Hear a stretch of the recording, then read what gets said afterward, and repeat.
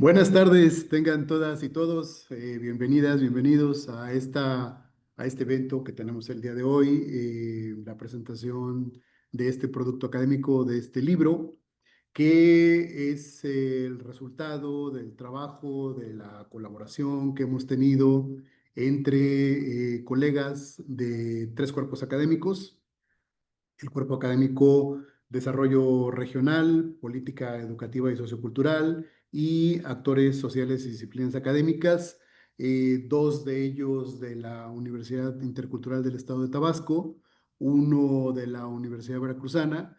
Y pues un poco para comentarles que este trabajo, este libro, se produjo pues a iniciativa, obviamente, de la Universidad Intercultural del Estado de Tabasco, con la coordinación de los colegas Nicolás Sarcos López, Gerson Negrín Nieto y Beatriz Morales García, quienes son las y los coordinadores. Este producto, titulado La Educación Superior e Interculturalidad, Prácticas, Retos y Experiencias, pues es digamos, el resultado de algunas discusiones, de algunos otros pues trabajos que se han hecho, investigaciones que se han hecho en las diferentes líneas de generación y aplicación del conocimiento de los tres cuerpos académicos. Y me parece que el día de hoy tenemos un evento donde podemos encontrarnos varias reflexiones en torno a algunos problemas de la educación superior y la interculturalidad, que desde luego son de un interés muy actual para todos quienes estamos haciendo trabajo de investigación, pero también quienes estamos en los posgrados, quienes estamos trabajando en diferentes líneas y en diferentes trincheras. Solo reiterarles la bienvenida. Espero que tengamos una sesión muy entretenida. Estoy seguro que los aportes que tenemos en cada uno de los capítulos van a ser bastante bien resumidos y comentados, sintetizados en este evento. Y agradecer también a las y los líderes y colegas que pertenecemos a los tres cuerpos académicos. El doctor Guadalupe Morales Valenzuela, el doctor Nicolás Arcos López, y a otros colegas que también estamos colaborando desde otro punto de trabajo. Cuidado, Y, no cuenten alguien más.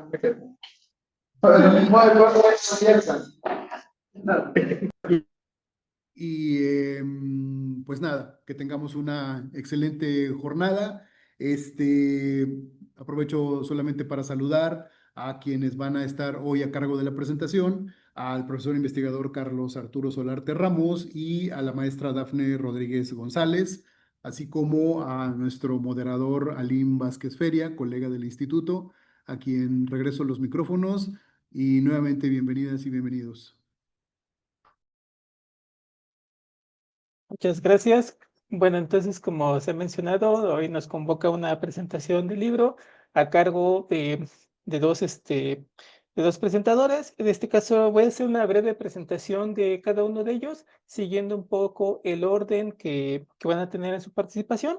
Primero vamos a escuchar a Dafne Rodríguez González, quien es doctorante en educación, profesora del Centro Universitario de los Valles de la Universidad de Guadalajara y coordinadora de la maestría en tecnologías para el aprendizaje en la misma universidad. Ella se ha desempeñado como diseñadora instruccional de cursos en línea para educación superior para instituciones como la Universidad de Guadalajara, la Universidad Iberoamericana. Forma parte del grupo de educadores de Google de la Universidad de Guadalajara, de la red de mujeres en TICS de la NUYES y de la red temática de investigación en educación rural de la Universidad Iberoamericana. Ha liderado y participado en proyectos y publicaciones de investigación bajo las líneas tecnologías para el aprendizaje, nuevas literacidades e innovación educativa. Entre sus publicaciones recientes encontramos un artículo sobre las representaciones de los pueblos indígenas en los nuevos libros de textos gratuitos, además de la coordinación e introducción de la obra colectiva Tecnologías para el aprendizaje en la región Valles, Jalisco, vicisitudes digital y de educación rural. Nuestro segundo presentador es el doctor Carlos Arturo Olarte Ramos. Él es doctor en psicología, maestro en psicología y desarrollo comunitario y en administración. Es licenciado en Comunicación y Psicología y se desempeña como profesor investigador de tiempo completo en la Universidad Juárez Autónoma de Tabasco, la UJAT, y es docente del Colegio de Bachilleres de Tabasco, COATAP. Es miembro del Sistema Nacional de Investigadores e Investigadoras, nivel 1, y es también miembro del Sistema Estatal de Investigadores, el SEI, del Consejo de Ciencia y Tecnología del Estado de Tabasco. A su vez, pues ha tenido el reconocimiento como perfil deseable del PRODEP, pertenece al grupo de investigaciones Derecho, Psicología y otras ciencias, temas emergentes sobre vulnerabilidad y derechos humanos. Sus líneas de investigación son estudios sobre varones, masculinidades, vulnerabilidades y comunicación afectiva. Es responsable técnico del proyecto Hombres de Agua y Tierra, Identidad y Cuidado de Grupos Comunitarios sobre Economía Circular, Varones, financiados por el CCITEC. Entre sus publicaciones recientes encontramos 2 artículos. El primero es sobre la violencia noticioso, análisis desde la agenda CITIN y las masculinidades del programa radiofónico Panoramas sin Reservas. Y el segundo, entre lenguas dominantes y minoritarias, el interés de estudiantes de idiomas del OJAT por aprenderlas. Bueno, ellos van a hacer que nos harán la presentación del libro, solamente para marcar algunas formas en que se va a llevar a cabo. Ambos cuentan con un máximo de 25 minutos para sus presentaciones. Cuando lleguen a 15 minutos, les mandaré un primer mensaje directo. Después, a los 20 minutos, un segundo mensaje. Y cuando estén en los 25 minutos, un tercer mensaje. Bueno, al concluir sus presentaciones, pues tendremos una ronda de preguntas y respuestas. Entonces, sin más, le cedo la palabra a la maestra Dafne Rodríguez González. Adelante. Hola, muy buenos días. Me da mucho gusto estar aquí con ustedes el día de hoy. Les agradezco muchísimo la invitación, en especial al doctor Nicolás Arcos López, con quien he estado colaborando desde hace ya casi 4 años. Y bueno, espero no llevarme los 25 minutos, porque creo que cuando hacemos charlas y son muy largas, tendemos a perdernos un poco de dónde va el punto, ¿no? A mí me gustaría compartirles un poco de forma general lo que la lectura de este libro me hizo reflexionar y también sobre un par de capítulos que me gustaría hacer mucho énfasis. No sin antes decirles que estoy muy honrada de compartir esta mesa con el doctor Carlos Solarte, que fue mi profesor en la licenciatura en comunicación cuando estaba yo en la UJAT, no sé si se acuerda de mí. En algún momento quise que fuera mi director de tesis y no pasó, pero me siento muy honrada de compartir hoy la mesa con él y por supuesto con todas y todos ustedes. Pues bien, a mí este libro me parece una contribución al campo de la educación rural y educación superior en México muy, muy valioso, pero lo más relevante que yo observo son las aportaciones que se hace sobre la educación indígena en nuestro estado. Principalmente porque no hay tanta producción académica alrededor de estos temas, hablando de educación rural, educación indígena y educación en Tabasco, ¿no? O sea, tenemos muchos proyectos, pero hay pocas publicaciones, obviamente si lo comparamos con el resto del país, y creo que esa es como la primera gran contribución que tiene este libro, que además aporta análisis sobre experiencias pedagógicas, resultados de investigación y, por supuesto, propuestas concretas en torno a la formación universitaria intercultural, particularmente dentro de este contexto, ¿no? El tabasqueño, que además es muy diverso, porque podemos hablar del contexto sureste, pero cada estado tiene sus propias particularidades y eso es lo que ha hecho que cuando hablamos de investigación y lenguas indígenas, por ejemplo, siempre la mirada va hacia Yucatán, ¿no? Que tiene mucho más producción académica sobre ese tema, incluso Chiapas, ¿no? Y Tabasco siempre como que va tomando algunas ideas de aquí y de por acá, pero no se producen tantas pues investigaciones y tantas propuestas, ¿no?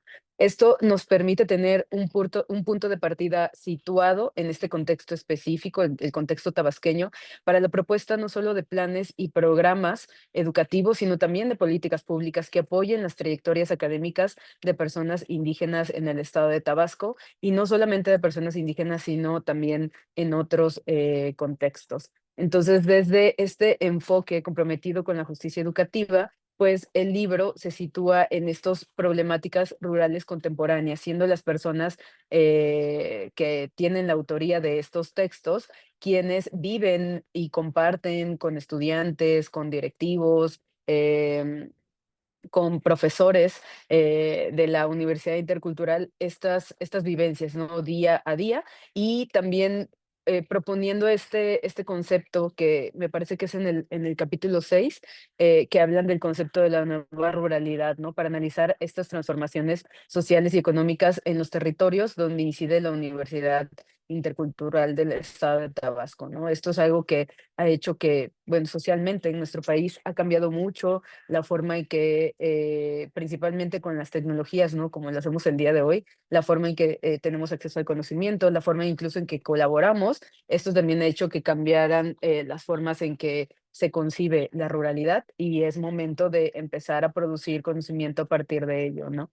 Y esta perspectiva pues nos permite comprender mejor los desafíos que enfrentan las juventudes indígenas rurales para acceder y permanecer y por supuesto egresar de la educación superior, ¿no? Em, también no solo muestra estadísticas, datos, sino algo que me gustó mucho es que visibiliza las voces y las experiencias de estudiantes y docentes en estos territorios rurales, eh, que permiten hacer este puente entre la teoría y la práctica educativa y reafirman la educación intercultural como un camino posible y por supuesto que necesario para la transformación social en el medio rural.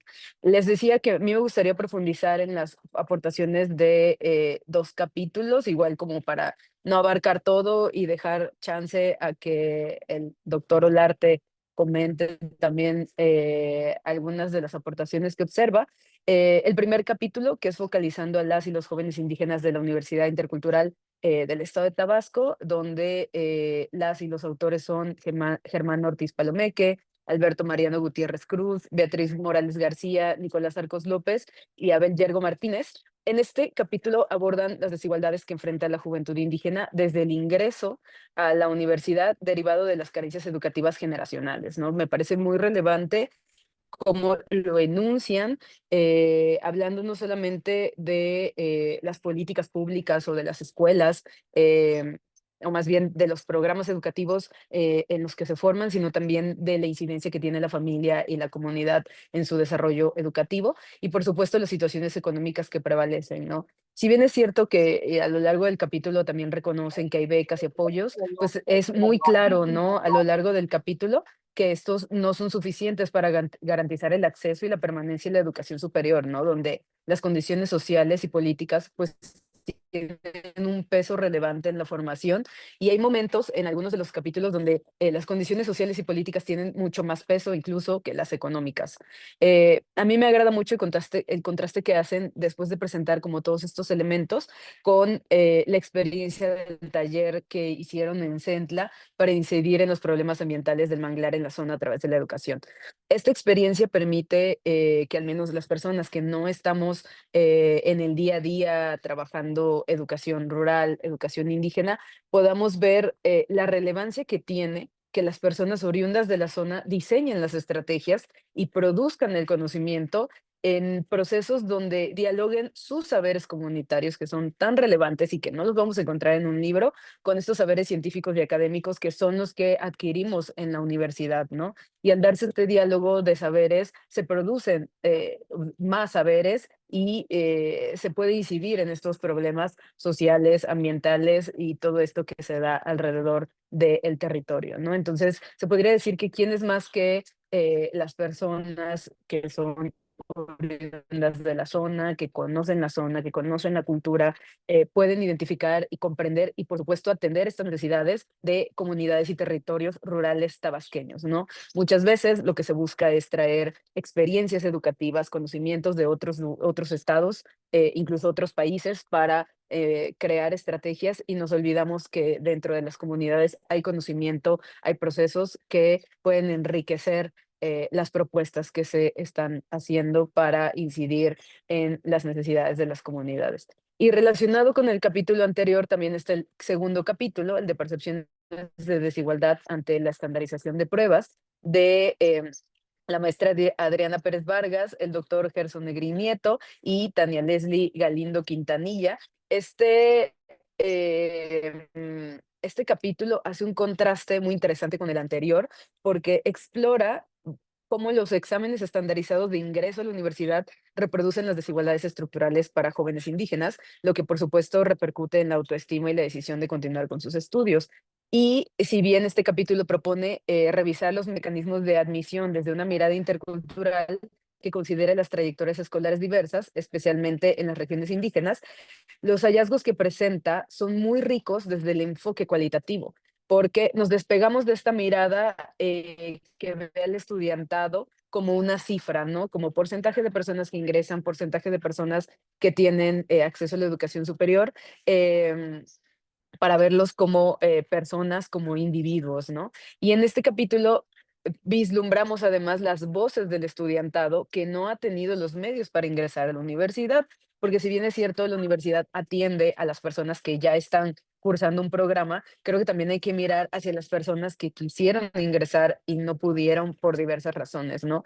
Y lo que hace este capítulo es explorar este universo de investigación que puede ayudar, ¿no? También a incidir en el acceso a la educación superior, ¿no? Y es que la frase con la que inicia el capítulo me parece una declaración muy fuerte y es algo que deberíamos estar citando en otros artículos cuando se habla de acceso a educación superior, porque dice que ser para profesionistas para algunas personas es algo natural, ¿no? Y está marcado por sus condiciones socioeconómicas, es el siguiente paso después de la educación media, pero dice que para otras es un sueño, ¿no? Es algo que a lo mejor nunca van a llegar a tener y no es porque no tengan la iniciativa, no se esfuercen, sino por diversas condiciones, ¿no? Y si bien el capítulo está orientado a hacer una crítica a estas evaluaciones estandarizadas para el ingreso a la educación superior, yo considero que lo más rico de él es que se adentra en los sentires, en los sentipensares de las personas que no logran pasar el examen, ¿no? Muchas veces, repito, cuando hacemos investigación dentro de las universidades, lo hacemos con el universo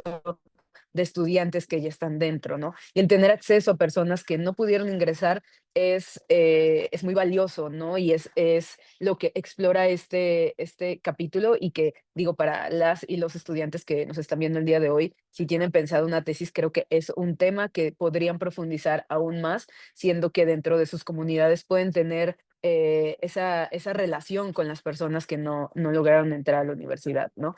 En este caso, las autoras apuntan a que el rezago escolar en el que se encuentran las comunidades indígenas es uno de los factores más relevantes, ¿no? Además del hecho de que, pues, son formados en una lengua que no es su lengua nativa, es decir, el español no lo es, y les dificulta este proceso de enseñanza-aprendizaje de los conocimientos escolares que están en la lengua dominante, ¿no? El español. Además, la cultura escolar pues, esto se ve mucho y, bueno, a lo mejor yo lo estoy pensando desde ahí porque mi tesis de doctorado va hacia allá, pero precisamente deja ver cómo el sistema educativo alienta lo cuantitativo sobre lo cualitativo, ¿no? Les alienta esforzarse por tener buenas calificaciones y no solamente el sistema hablando de profesores, o de las instituciones, sino también la familia como apoyo a este sistema. Les dicen, esfuérzate porque con esto vas a llegar a ser profesionista, vas a tener más oportunidades y demás. Y pasa que al enfrentarse al examen se desilusionan al pensar que es más bien cuestión de suerte, ¿no? Que no es algo que ellos puedan esté bajo su control, sino que es algo de suerte y que esta promesa que la escuela les hizo de si tienes buenas calificaciones, si te esfuerzas, si estudias mucho, vas a poder ser un profesionista, pues no fue cumplida, ¿no? Y esto obviamente que lo que hace es que no miremos hacia las desigualdades estructurales que existen, que también lo mencionan las autoras en el texto, pues vienen desde la lejanía que hay con las zonas urbanas, ¿no? El profesorado que a lo mejor no habla lengua indígena y pues que no tienen acceso a actividades complementarias para su formación académica, ¿no? Entonces, estas experiencias, sentires y pensares impactan no solo en la persona, y esto es lo que a mí me parece también súper relevante de este capítulo, es que no solo impactan a la persona que ingresa, sino a su comunidad, ¿no? Si los vecinos, los amigos, los hermanos dicen, bueno, ya no lo voy a intentar porque no voy a quedar, porque es algo de cuestión de suerte, porque por más que yo tenga buenas calificaciones, no voy a ingresar a la universidad, ¿no? Entonces, esto no solo repercute en la persona, sino el desarrollo comunitario y las generaciones venideras, ¿no? Que es un poco lo que nos decían los autores del capítulo anterior, que hablaban sobre esta, digamos, estrategias generacionales, ¿no? Educativas. Y entonces, pues yo considero que este estudio es precisamente un punto de partida, no solo para estrategias y análisis dentro de la universidad, sino hacia afuera, ¿no? Cómo estamos acompañando la trayectoria académica de infancias y juventudes, o si solo nos estamos enfocando en, como decía Freire, en esta educación bancaria, ¿no? En depositar los conocimientos en su cabeza para que logren almacenarlos y luego repetirlos, ¿no? O si también lo estamos acompañando sus sentidos, sus procesos identitarios en la búsqueda de impulsarlos a seguir formándose. Entonces, no es solamente la prueba de ingreso, la prueba de ingreso puede cambiar, pero si la escuela como institución no atiende las habilidades de resolución de conflictos, de autogestión, de metacognición, ¿no? Del estudiantado, pues entonces a lo mejor las pruebas pueden cambiar y el estudiantado superará el obstáculo del ingreso, pero continuará enfrentando muchos otros obstáculos dentro de la trayectoria académica que dificultarán su continuación en ese estudio, ¿no? Entonces, creo que este capítulo nos da precisamente pie a mirar no solamente como instituciones, como políticas públicas, sino también como docentes y estudiantes, cómo estamos acompañándonos, ¿no? Cómo estamos acompañando a las demás personas que están a nuestro alrededor, cómo estamos haciendo estas tutorías de estudiantes que ya van a egresar, que han superado estos obstáculos, que han encontrado estrategias, que han sido acompañados por sus docentes a los que van ingresando, ¿no? Y cómo los docentes también nos permitimos regresar a esas experiencias de cuando también nos costó trabajo, ¿no? Ingresar, estar, aprender, superar obstáculos, cómo estamos también pasando este conocimiento que es cultural, que es tradicional, ¿no? Que no vamos a encontrar en los libros a nuestras y nuestros estudiantes. Entonces, yo hago énfasis en estos dos capítulos porque me parecen como precisamente me imagino que por eso están al inicio, como una forma de adentrarse en los que siguen, ¿no? Que tienen diversas estrategias y diversos análisis de la diversidad que tiene el estudiantado y cómo atenderla desde ahí, ¿no? Entonces, el libro en sí hace un llamado urgente a mirar no solo la diversidad desde los números, no solamente ver el porcentaje de estudiantes que están haciendo esto o aquello, sino desde los contextos sociales y políticos de los que provienen y que muchas veces inciden en su paso por la universidad mucho más que lo económico, ¿no? Es un llamado a mirar a las desigualdades estructurales, a reconocerlas, porque a veces lo que queremos hacer es decir, no, es que yo puedo contra ellas, sí podemos, pero eso no quita que no existan y que no estén ahí, haciendo que nuestro paso sea más lento y más difícil que otros contextos, ¿no? Entonces, el libro me encanta, me parece que es una aportación muy, muy valiosa, un libro que debe ser revisado no solamente para las personas que estudian o que están inmersas en educación indígena o rural, sino para la educación en general, ¿no? Para mirar esa diversidad de contextos que existen. Y nuevamente yo hago mucho énfasis en esto, mirar las desigualdades estructurales a las que nos enfrentamos en nuestro paso por la educación superior. Eso sería todo y les agradezco haber escuchado. Muchas gracias, maestra Dafne Rodríguez. Eh, Sin lugar a dudas, este libro también nos ofrece esa gran perspectiva, ¿no? De reflexionar sobre las desigualdades estructurales y su ciclo de reproducción en contextos situados y sobre todo en relación a ciertos grupos poblacionales que se encuentran se encuentran situados en el sureste mexicano, específicamente en Tabasco, y que desde ciertas condiciones también viven estas condiciones, bueno, estas condiciones estructurales, valga, y finalmente pues también proponen en cierto sentido también estrategias, ¿no? Para tratar de darles la vuelta, ¿no? Bueno, me gustaría entonces ahora darle la palabra, por favor, al doctor Carlos Arturo Larte Ramos. Teniendo en cuenta, recuerdo un poco la dinámica, se tiene un máximo de 25 minutos para la presentación. Cuando se llegue a los 15 minutos, mando un primer mensaje. Cuando se llegue a los 20, un segundo mensaje. Y cuando se llegue a los 25, un tercer mensaje, ¿no? Bueno, adelante, por favor. Bueno, buen día, buenas tardes a todos y a todas, creo que me escuchan bien. Les saludo desde Villahermosa, Tabasco. Bueno, agradecido por la invitación que me realizaron los compañeros y compañeras de la Universidad Intercultural de Tabasco, y también con mucha emoción recibo esta plática y esta dinámica de comentar el libro en compañía de Dafne, que efectivamente nos conocemos desde la Universidad Juárez, siendo yo su profesora y la estudiante, en una materia que tenía que ver con cuestiones educativas y con intervención educativa. Y si no me mal recuerdo, el trabajo de Dafne fue un trabajo bastante interesante que tenía que ver con la violencia, si no me mal recuerdo. Entonces, eso de alguna manera a mí me llama mucho la atención, el hecho de que cómo nosotros como profesores, y bueno, cómo también nosotras como profesores, tenemos este compromiso de incidir en las generaciones que se están formando, y sobre todo que el compromiso no nada más es el hecho de estar en el aula, sino que el conocimiento que se adquiera se pueda aplicar en la realidad y contribuir al desarrollo social, cada quien en el ámbito en que se desenvuelva, pero sobre todo con el compromiso del profesionalismo que implica el ejercer una profesión, en este caso de comunicación, cultura, lenguas, entre otras. Y también saludar a mis compañeros y compañeras de la Universidad Intercultural, porque tengo también un vínculo muy fuerte con la Universidad Intercultural, porque me tocó formar parte del cuerpo académico de la universidad hace un buen rato, y el hecho de haber estado por allá me invitó en su momento, y de alguna manera me sigue recordando el hecho de que la frontera educativa, vaya, que la educación no tiene fronteras, sino de que tenemos que llegar a lugares mucho más recónditos y lugares lejanos, a lo mejor que tengan ciertas limitaciones para la cuestión educativa, y que precisamente la educación como derecho humano representa la oportunidad para el desarrollo comunitario. Creo que con eso me quedo con la intercultural, en el sentido de que hay un compromiso muy fuerte con todas las zonas geográficas, y con quienes se animen a estar en el aula para poder contribuir a desarrollar el conocimiento desde el aula como estudiante, después a lo mejor como profesionista, y sobre todo para transformar las realidades. Y bueno, con esta invitación que tengo con el libro, pues hablar de educación superior y hablar de intercultural siempre es muy necesario, porque de entrada, cuando tenemos la educación superior, pareciera de que es como que el nivel más alto en cuestiones educativas, pero yo me voy a basar con esta idea de que la educación, si bien es cierto, tenemos ciertos niveles, la educación no tiene niveles altos, sino que tiene más bien la aplicación o la aplicabilidad que tengamos, o la oportunidad de poder transformar realidades. Porque con la educación tenemos el instrumento para poder comprender el ámbito en que nos encontremos, y sobre todo poder atender necesidades de todos los sentidos.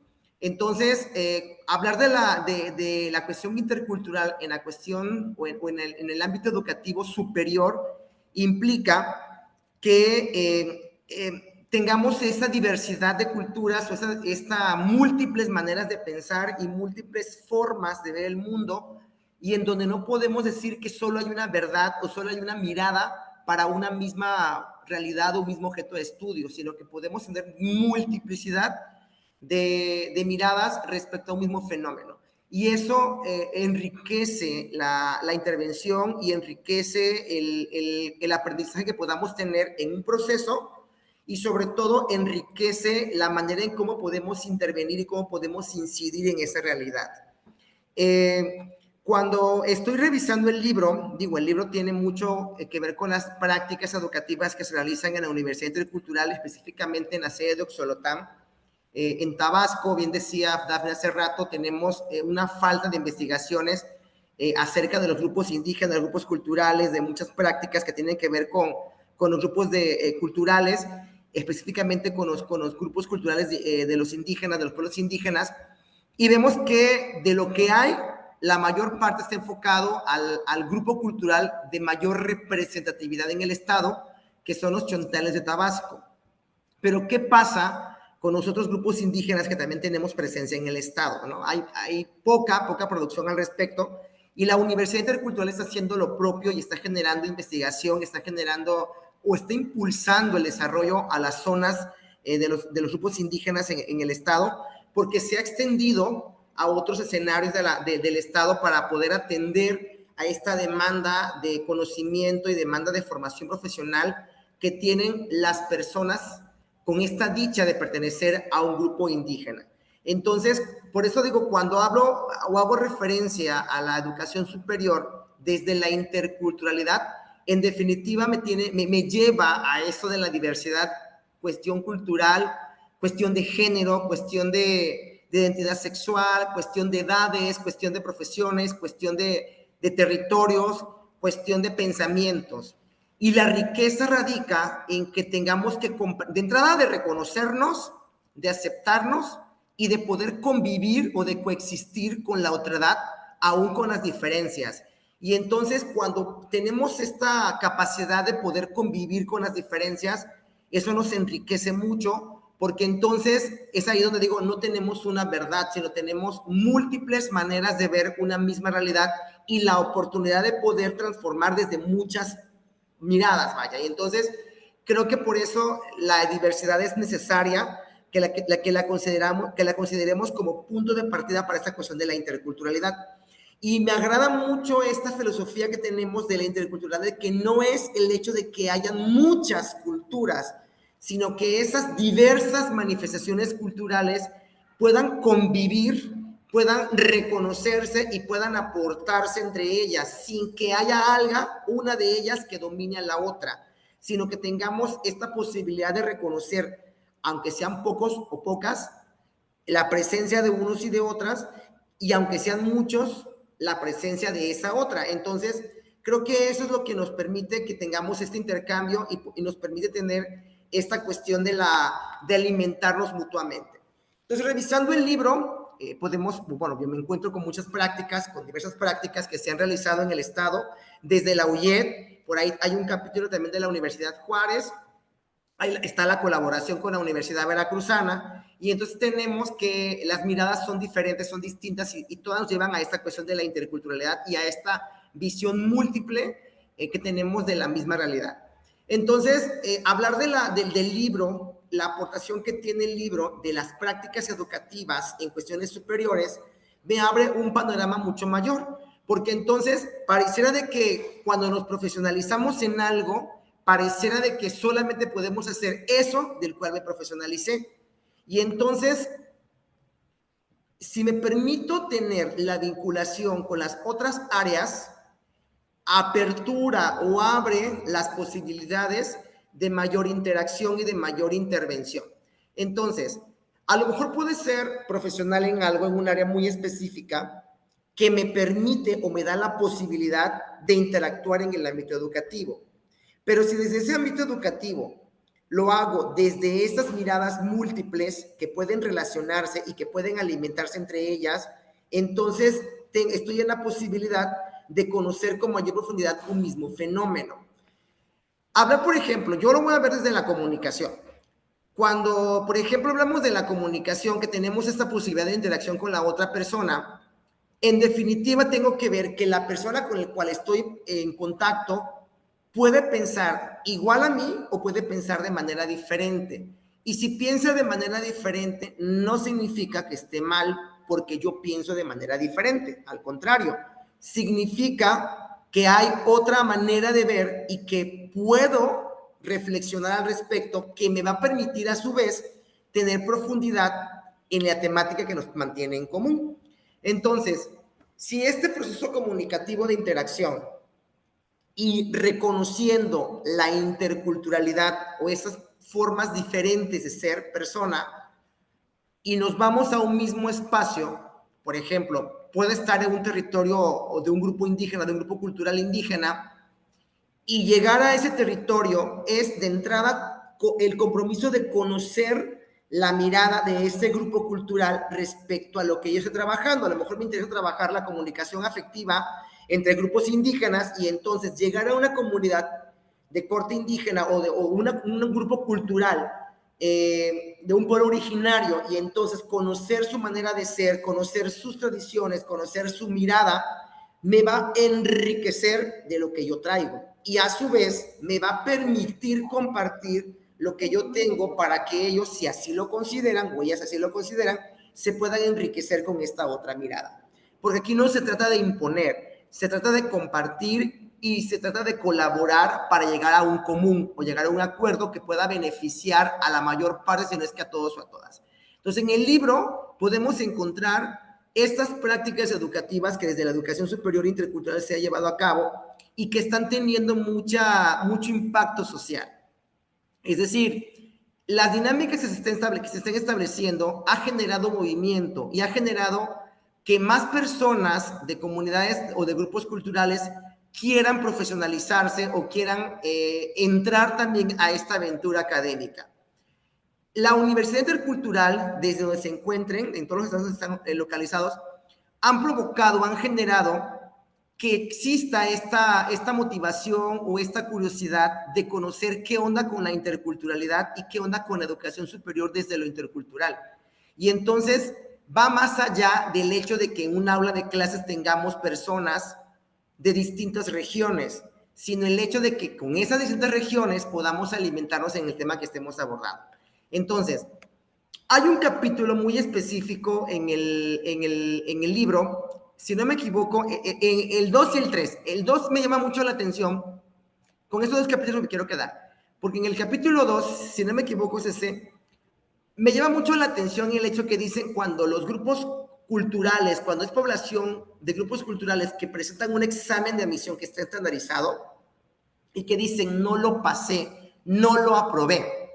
Yo soy más de la idea de que más de no haberlo pasado, haberlo aprobado, es el hecho que a lo mejor en ese momento que me evalué no tuve la competencia que me requería, pero es una competencia estandarizada. Y a mí, yo tengo mucha crítica con los instrumentos estandarizados, porque efectivamente con esta cuestión de la diversidad y la interculturalidad, no podemos medirlos de manera igual todos y todas, porque nuestras condiciones de vida son distintas.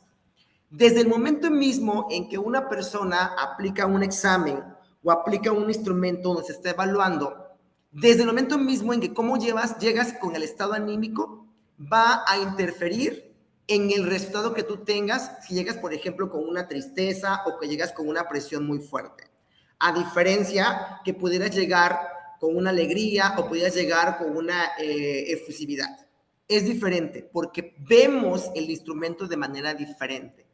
Si a eso le adicionas efectivamente que por la condición geográfica en que yo me encuentro y en donde yo obtuve la educación media superior, con las carencias que haya, voy a evaluarme frente a otras personas que en otros contextos a lo mejor tuvieron condiciones mejores de obtener un conocimiento que a lo mejor yo no tuve. Y entonces tenemos un desequilibrio, tenemos una diferencia de cómo evaluarnos, porque el examen va a ser el mismo, el instrumento va a ser el mismo, pero el resultado obviamente va a ser diferente por las condiciones en que se formó una persona respecto a la otra persona. Y cuando digo que estoy en contra de las cuestiones estandarizadas, es porque los instrumentos estandarizados, si bien es cierto, nos va a permitir de manera cuantitativa obtener una media y obtener una desviación y obtener ciertos elementos numéricos para tomar decisiones, van a dejar a un lado la experiencia o el contexto del sujeto. Cuando decíamos, es que desde el enfoque quali nos interesa mucho la experiencia del sujeto y cómo está viviendo el fenómeno por el cual está ahí. Y entonces, un instrumento estandarizado no va a tomar en cuenta la realidad del sujeto. Y entonces, es ahí donde hay una desventaja muy fuerte para quienes vienen, por ejemplo, de un contexto de grupo cultural, porque pues muchos de los grupos culturales, de los territorios culturales, están limitados en el acceso educativo, en infraestructura, en cuestiones económicas y demás, que de alguna manera van a tener o van a obstaculizar el adquirir conocimientos de lo que se esperaría que debe tener en una educación media superior.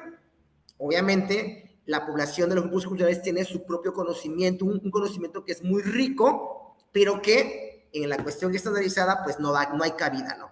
Entonces vienen las frustraciones, vienen esos deseos apagados y entonces digo, no lo pasé. Y más que no haberlo pasado es el hecho de que no estaba en las condiciones de responder a un instrumento que se diseñó para un contexto muy específico sin considerar la diversidad o sin considerar esos elementos culturales de diferencias que tenemos entre todos y todas, aún viviendo en el mismo territorio.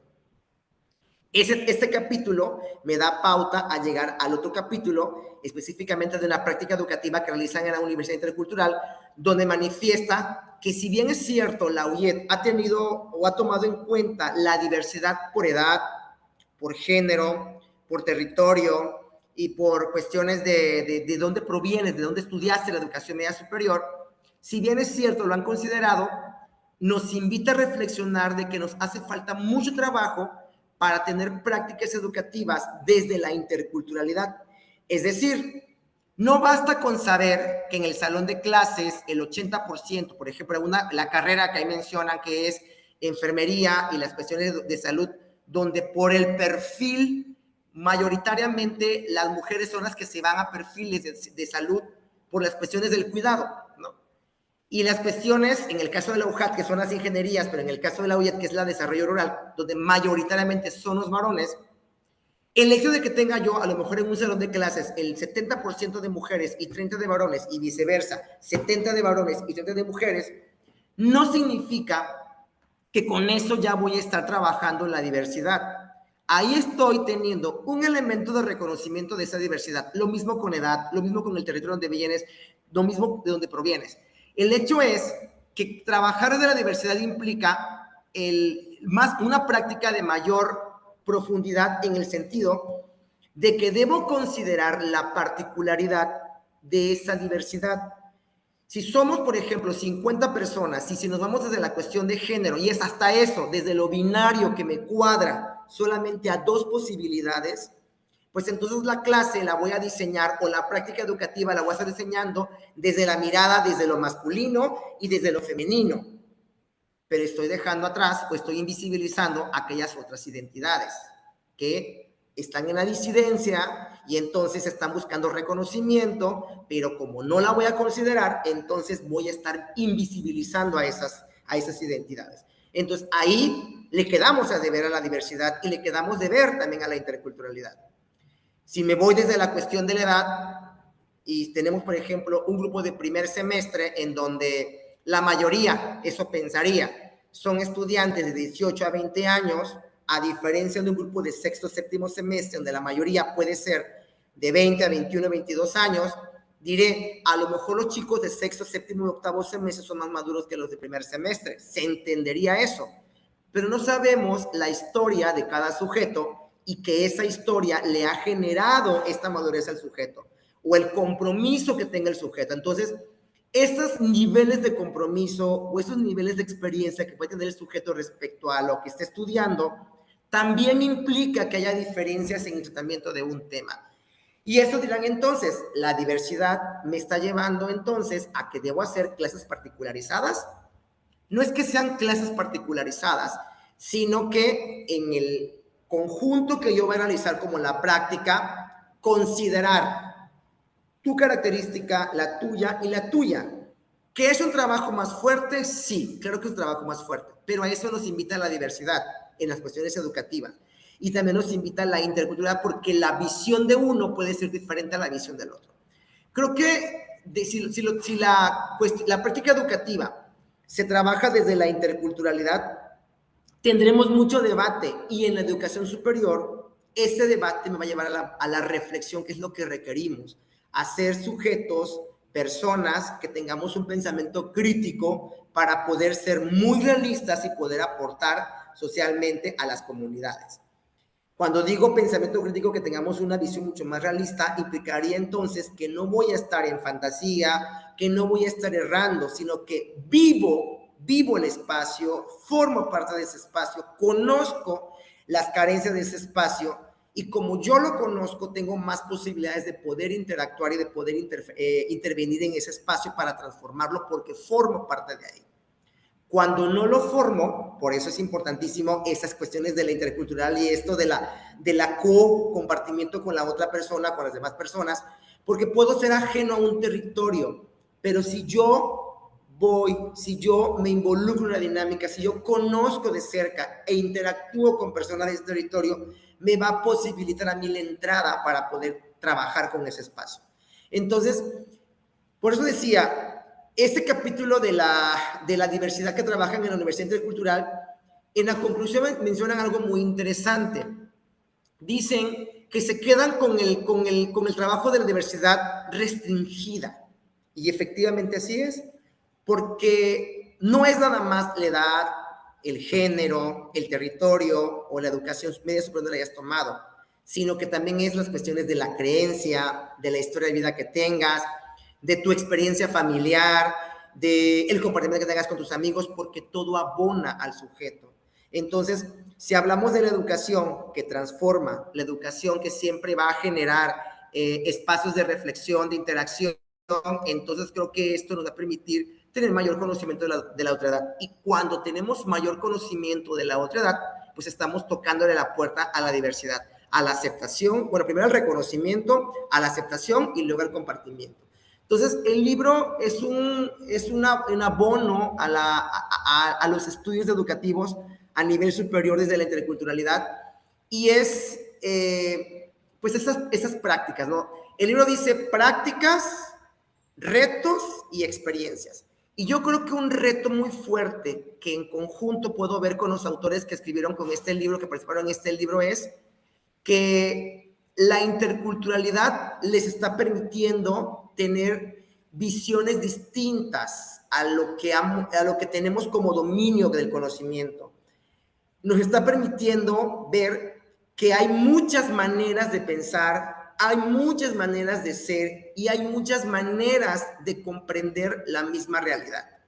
Básicamente, como una cuestión muy, muy sencilla, cuando trabajamos, por ejemplo, yo acá en Villahermosa, con mis grupos de preparatoria de la universidad, les digo, a ver, vamos a estirar nuestro brazo y cada quien va a ver su mano. Y nuestras manos, las manos son iguales. Si no iguales, son muy, muy semejantes, ¿no? Tenemos 5 dedos y cada dedo tiene uñas, ¿no? Y nuestros dedos tienen la posibilidad de hacer movimientos porque nuestra piel es elástica y nos permite, tenemos cartílagos y demás y nos permite, podemos movernos, todos tenemos esta capacidad. Si tengo a lo mejor que me falta un dedo, me van a considerar a mí anormal y me van a considerar a mí una persona con discapacidad. Pero aún cuando tenga yo 4 dedos, mis otros 4 dedos también pueden hacer lo que otra persona hace con los 5 dedos, porque también los puedo mover, también tienen uñas, tiene piel. Les digo, vuelvan a estirarlo y vean aquellas pieles. Hay pieles que son más blancas, pieles que son más oscuras, pieles que son más, a lo mejor más, pueden tener vello, pueden no tenerlo, pero tienen una función. La piel te cubre y la mano te permite hacer muchas cosas. Y si todavía le vuelvo a decir, vuelven a estirar, y tú que la estás estirando, ¿qué es lo que estás viendo? Pues veo los 5 dedos, los 4 dedos con las uñas. Pero la persona que está enfrente de ti va a ver algo diferente de esa misma mano. Entonces, con este ejemplo muy, muy sencillo, yo les invito a los estudiantes, tanto de bachillerato como los de la universidad, a este pensamiento de que no somos únicos. Claro está, como personas podemos ser únicas, somos especiales, tenemos habilidades muy específicas y una particularidad que me hace ser diferente. Pero en la diferencia está la riqueza. Pero no soy el único que está aquí. Somos muchos y muchas que estamos compartiendo el mismo espacio. Entonces, en la cuestión educativa nos invitan a que este conocimiento que se genere, este conocimiento que se construya, debemos compartirlo desde muchas miradas, construirlo desde muchas miradas, compartirlo desde muchas miradas y aplicarlo desde muchas miradas. Entonces, yo finalizo la intervención felicitando a los coordinadores del libro, felicitando a los autores del libro, porque en definitiva nos dan ejemplos de prácticas, nos dan retos, nos invitan a trabajar para esos retos y nos invitan a compartir la experiencia. Entonces creo yo que desde la intercultural tenemos el compromiso de que hay una diversidad que debemos reconocer, debemos aceptar y debemos aprender a compartir. Muchas gracias.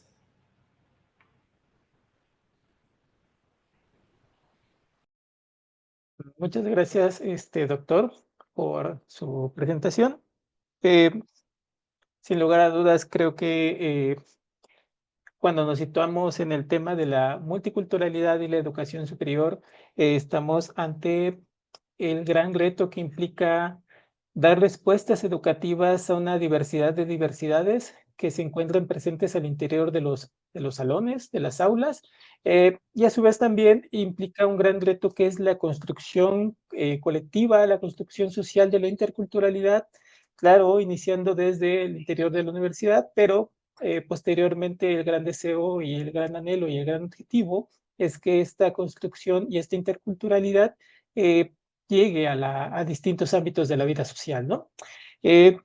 Por supuesto, tanto atender la diversidad de las diversidades como construir la interculturalidad, creo que son ambos grandes retos. Y en este libro se nos presentan algunos pasos dados en esa dirección. Se nos presenta también algunas acciones tomadas desde la UYET para tratar de atender a la diversidad de las diversidades en el contexto de Tabasco y por supuesto también para construir desde la universidad la interculturalidad como un proceso abierto, un proceso en donde muchos actores y actoras participan y en donde se encuentra día con día este proceso en construcción, ¿no? Bueno, me gustaría ahora abrir la ronda de preguntas y respuestas. Entonces, quien desee hacer una pregunta, por favor, adelante.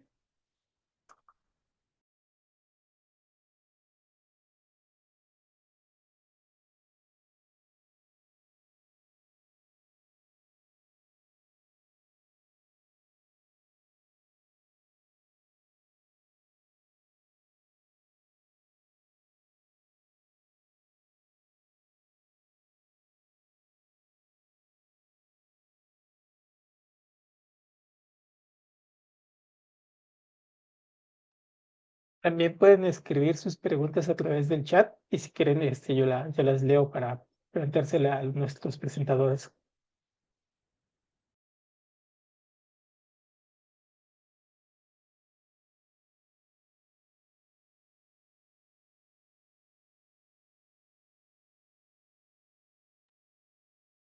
Adelante, doctor Sergio Navarro.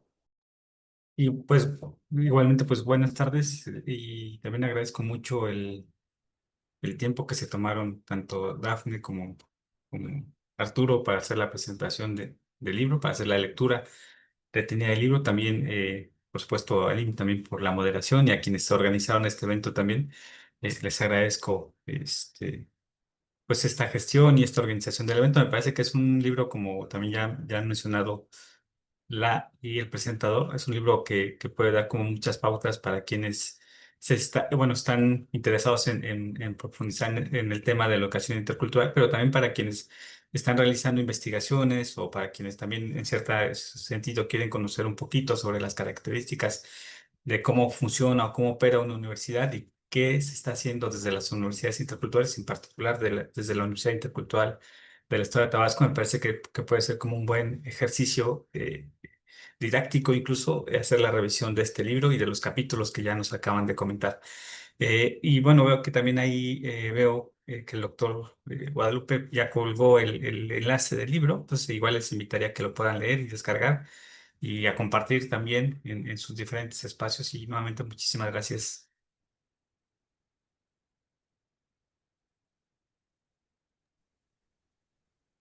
Gracias, gracias. Bueno, yo tengo una pregunta Adelante. que digamos que estaría lanzada más que como pregunta, quizá como una posibilidad de discutir o incluso de ampliar la información con respecto a este concepto que tiene cada vez más potencial, tanto teórico como metodológico, que es el de las nuevas ruralidades, ¿no?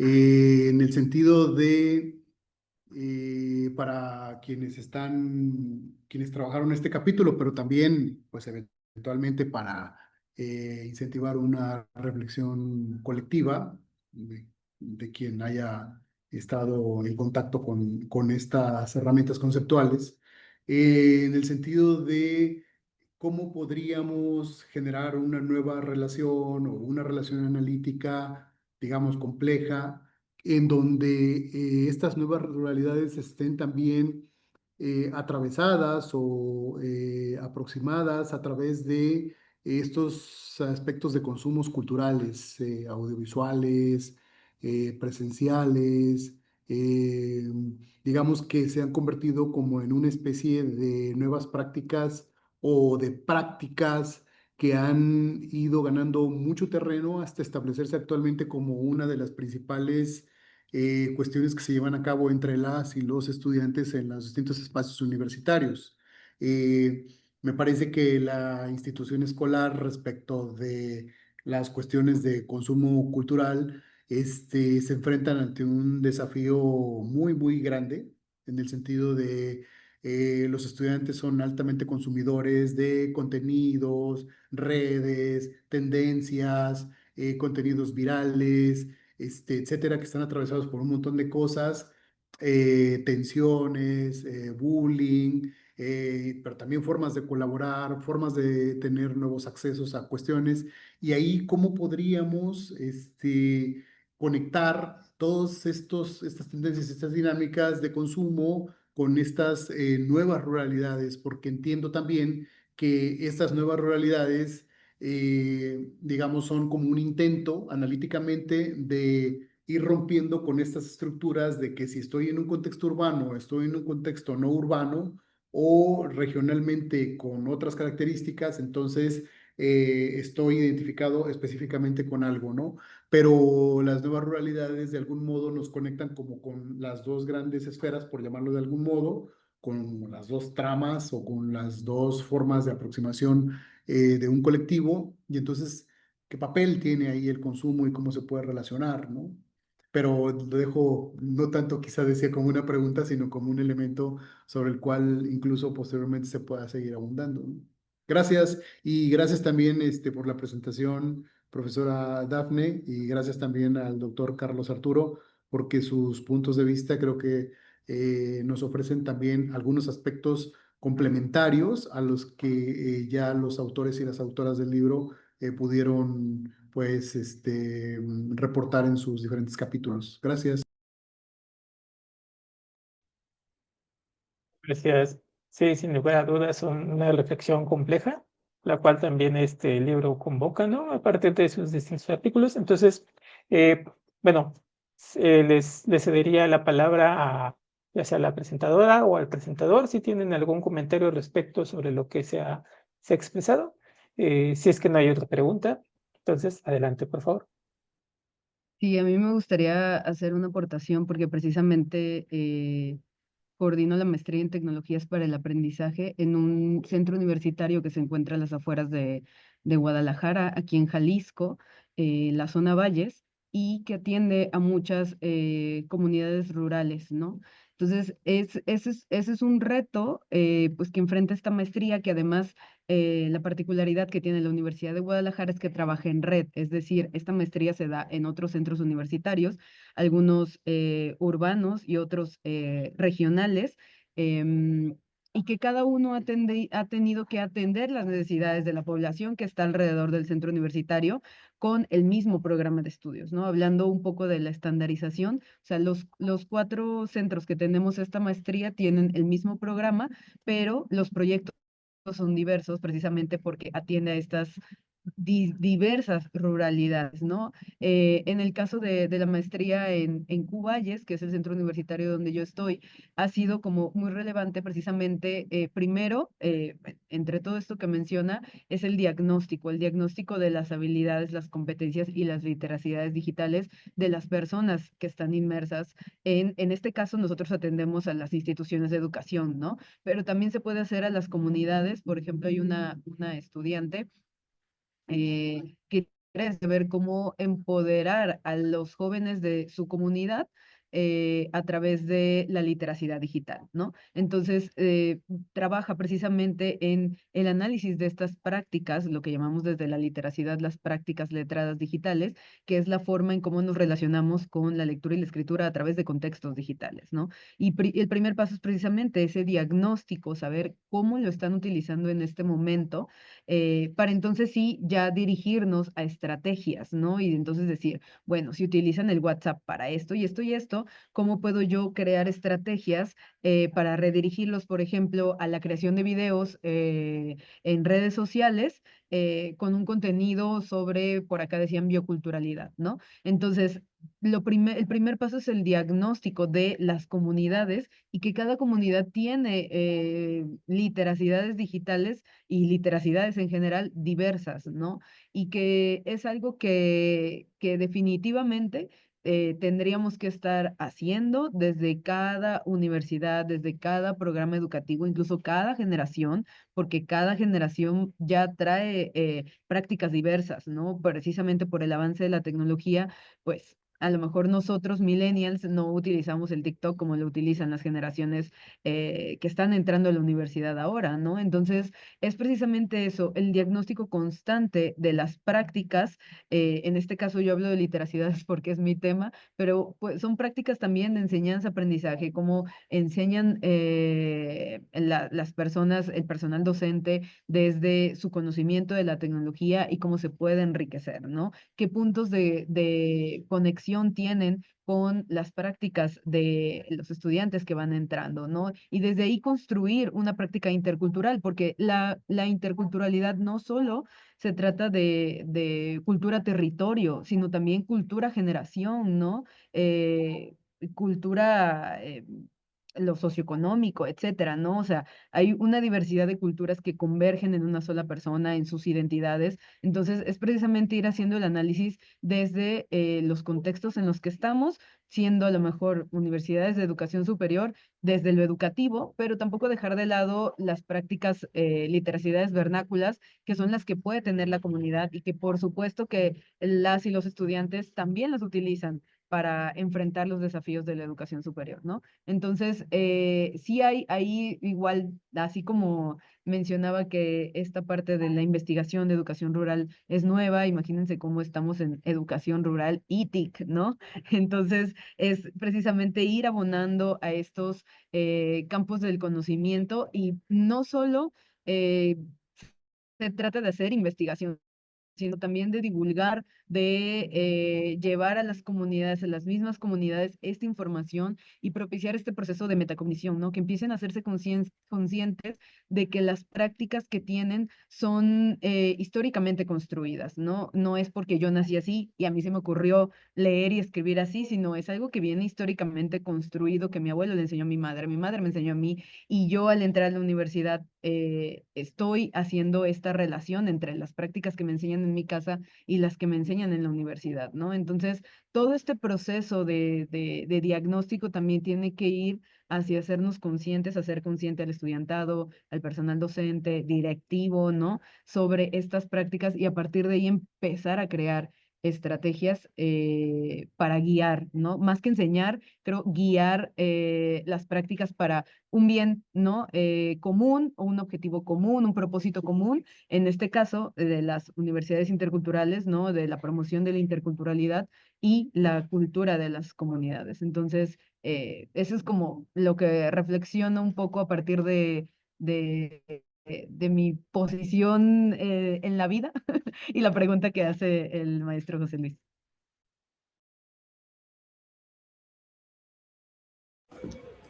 Bueno, yo voy a hablarles de experiencia que tengo atendiendo a población diversa, tanto en la universidad como a nivel medio superior. Cuando en la universidad nos llegan personas, obviamente, digo, van a ser siempre diversos, a final de cuentas, por la edad, por lo que habíamos comentado, ¿no? Pero las prácticas son diferentes. Entonces, nos ha costado, por lo menos, nos enfrentamos o me enfrento digo, ¿cómo lo voy a hacer? Porque en teoría pareciera de que, hay que hacer primero esto, luego esto, y aplicamos esto. Pero cuando tenemos esas realidades, creo que nos invita a reflexionarle más. Hablar, por ejemplo, en la materia de investigación. Cuando damos la materia de investigación, cuando hay la materia de investigación que organizo a los grupos o al grupo en diversos equipos para trabajar una temática y podamos hacer una práctica de investigación, siempre está eso de con quién me voy a juntar de entrada, ¿no? Y cuando nos juntamos, buscamos siempre a alguien que tengamos como que el afín, pero no nos conocemos. Y ahí es una primera pregunta que yo le hago. ¿Cómo ustedes se van a juntar o cómo se van a organizar si no se han conocido lo suficiente como para decir, quiero trabajar así, así, así? Y te da la oportunidad, o tenemos la oportunidad de empezar a conocernos a partir del trabajo, en este caso de la investigación. Empiezan a trabajar, empezamos a moldear, empezamos a construir, y entonces vámonos al campo. Yo encuentro una cosa muy, muy interesante en estas prácticas del campo, porque trabajar en una universidad, por lo menos esta que está ubicada en una zona urbana, hay muchos chicos de comunidades que llegan a la zona urbana y se integran a la universidad. Y vámonos al campo a trabajar, vámonos al campo a trabajar, vámonos al campo a trabajar. Y encuentro mucha resistencia. Dije, ¿por qué hay mucha resistencia de ir al campo a trabajar? Porque la educación superior no es únicamente el hecho que vengamos al salón de clases, nos sentemos, adquiramos conocimientos, porque estamos en esta dinámica que tenemos que construir mutuamente el conocimiento. Y tenemos que hacer muchas cosas prácticas, muchas actividades prácticas.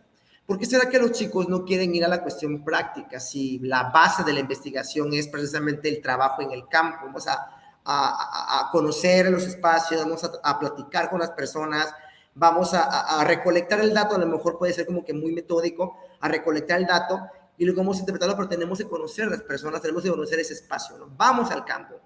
Veo mucha resistencia o encuentro mucha resistencia. A lo mejor me estoy equivocando al decir esto, pero lo que yo estoy identificando es que muchas personas que vienen de las cuestiones del campo, las cuestiones rurales, vienen a la ciudad con esta intención de no querer regresar al espacio rural, sino querer como que cambiar mi estilo de vida y quiero algo que en teoría la zona urbana y en teoría la educación superior me va a dar la posibilidad. El detalle es que cuando prácticamente muchos de ellos van obligados al campo, bueno, vamos a practicar, vamos a caminar, y escucho, hay esto, hay lo otro. Y les comento, chicos, ¿cómo van a hacer? En el caso, por ejemplo, yo trabajo para educación y comunicación, ¿cómo van a ser ustedes licenciados en ciencias de la educación si no están queriendo salir al campo? O sea, no quieren ir a las escuelas, no quieren ir a caminar, no quieren ir a... Porque en la práctica educativa la realidad es que ustedes van a tener que caminar, van a tener que conocer a las personas en su contexto para poder planificar su clase. Y a los de comunicación, ¿cómo quieren ustedes generar un mensaje si ustedes no están viviendo y no están conociendo las realidades? Y entonces yo les digo, vamos a caminar, caminemos, si no en el campo, en las cuestiones rurales, vamos a caminar a la zona urbana, ¿no? Yo les dejo, vamos a caminar y salgan a caminar. Yo sé que es peligrosa la ciudad, se ha vuelto más peligrosa, pero tenemos que atrevernos a caminarlos y reconocer los espacios. Porque luego estamos de casa, agarramos el transporte, vamos a la escuela y nos quedamos y viceversa, ¿no? Y estamos dejando a un lado todas estas posibilidades que podemos encontrar en la calle, en la banqueta, en el parquecito, en cualquier escenario, porque hay muchísimas posibilidades de encontrar desde la educación y desde la comunicación. ¿Por qué digo esto? Porque cuando decían, es que hay en el libro me maneja mucho el término de la nueva ruralidad. Y lo mencionaban desde que no es nada más el hecho de encontrarme en un espacio geográfico caracterizado como rural por la cantidad de personas, por la limitación de servicios públicos, porque es trabajo agrícola, trabajo ganadero, etc. No solamente es eso, sino que tenemos que ver a la ruralidad como estas nuevas formas de estar en el campo, desde el turismo, desde el libro del turismo, desde la cuestión educativa, desde la cuestión cultural, porque precisamente más allá de ser zona rural, por las características muy cuadradas que tenemos del rural, es el hecho de que de eso que tenemos ahí, de esa posibilidad que me da el espacio con sus limitaciones que haya, con sus pocos o muchos espacios públicos, con su poca o mucha población, podemos hacer y podemos documentar todo lo que estamos observando.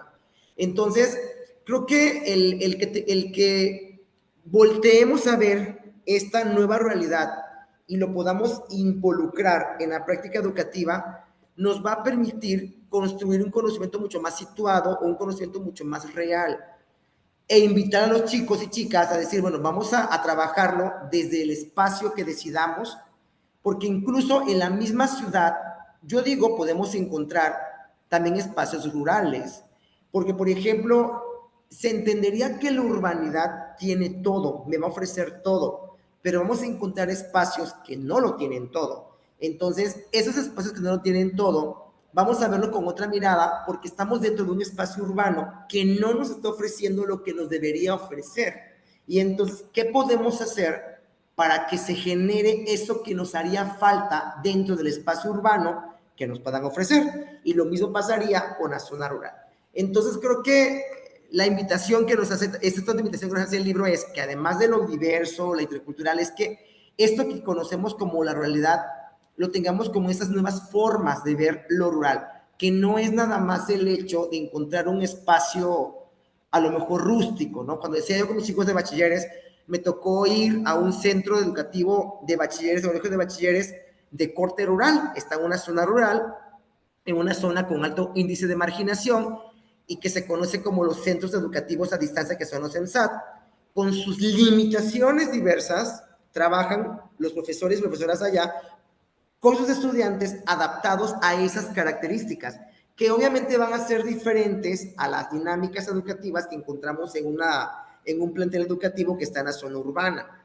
Entonces, yo ahí lo que veo es que el contexto nos va a invitar, mejor dicho, a que tengamos, a que la práctica educativa lo tengamos que situar y que tengamos que invitar al alumno a reflexionar qué puedo hacer yo desde mis habilidades para que este espacio se pueda empezar a transformar. Y digo esto porque lo que yo observé en este centro en SAP, en una comunidad de macuspana con alto índice de marginación, es requiere esto, pero con esas carencias están trabajando. Entonces, creo que ahí implica que el contexto me invita a redoblar esfuerzos para poder hacer algo. Y regresando a la experiencia de los chicos que llegan a la universidad, creo que lo que nos hace falta, lo que me hace falta a mí es, además de invitarlos a trabajar en el campo, es que estamos acá, estamos construyendo conocimientos, pero este conocimiento, ¿cómo le va a beneficiar al espacio de donde tú vienes? Porque se entendería que salimos de un espacio a otro, a lo mejor para profesionalizarnos, pero tenemos que hacer algo para poder regresarle a mi espacio lo mucho que me ha dado, ¿no? Lo mucho poco que me ha dado. Yo creo que este concepto de la nueva realidad implica que tengamos que ver precisamente esos espacios pues con miradas diferentes y con esta invitación a que tengamos que integrar la práctica educativa, ¿no? Ya. Muchas gracias por su respuesta y su comentario, maestra y doctor. Y bueno, también me sumo a los agradecimientos por la presentación que han hecho del libro y también me sumo a la invitación acerca de leer el libro, ¿no? De consultarlo. Ya nos han compartido a través del chat el enlace para descargarlo. Entonces, eso. Bueno, no sé si tienen alguna otra pregunta. De no ser así, yo daría la palabra entonces ahora al maestro José Padilla Vega, quien es jefe del Departamento de Investigación de la UIEP, para un comentario de cierre. Hola, ¿qué tal? Muy buenas tardes a todos. Reciban un cordial saludo de parte de nuestro rector, el maestro Alterio Ramos Pérez Pérez, y de la doctora Guadalupe García de Juan. Quiero hacer entrega de las constancias de nuestros presentadores el día de hoy. Acá está. Y en ese sentido, la constancia dice o versa lo siguiente: Universidad Intercultural del Estado de Tabasco y la Universidad Veracruzana, a través del Instituto de Investigaciones de Educación, otorga la presente constancia al maestro Alim Getze Manaín Eden Vázquez Feria por haber participado como moderador en la presentación del libro Educación Superior e Interculturalidad, Prácticas, Retos y Experiencias, actividad organizada por los cuerpos académicos, Desarrollo Regional, Política Educativa y Sociocultural, Sociedad, Diversidad Cultural y Actores Sociales y Disciplinas Académicas, realizada este 21 de mayo. Así también entregamos la constancia a la maestra Dafne Rodríguez González por haber participado como comentarista en la presentación del libro Educación Superior e Interculturalidad, Prácticas, Retos y Experiencias, organizada por los cuerpos académicos antes mencionados y firma nuestra directora académica. También tenemos la constancia del doctor Olarte,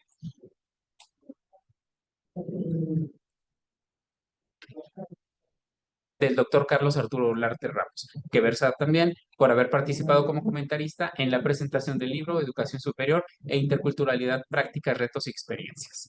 Esta es una actividad pues importante para nosotros en la Universidad Intercultural, y además de que la fecha nos convoca, o la fecha que nos convoca no es menor. Hoy es 21 de mayo y se celebra el Día Internacional de la Diversidad Cultural para el Diálogo y el Desarrollo, recordándonos que solo mediante el reconocimiento y el respeto de nuestras diferencias podemos construir pues un futuro común, más justo, equitativo y sostenible. Y el día de mañana, 22 de mayo, conmemoramos justamente el Día Internacional de la Biodiversidad, lo cual también nos invita a reflexionar sobre la interconexión entre la diversidad, la cultura, la biología y en estos contextos, ¿no? De nuestras universidades interculturales y pues estas dos diversidades que caminan de la mano. Así que hoy hablar de diversidad en aula también es importante reconocerlo y que este libro sea una herramienta más para fortalecer las redes de investigación, la incidencia, la transformación social desde un ámbito de la educación intercultural. Así que muchas gracias a todos los asistentes y que continúe el diálogo para todos. Gracias.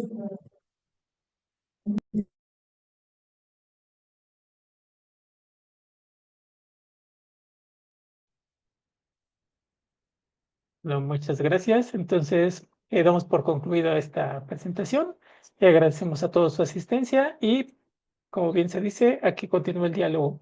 Gracias.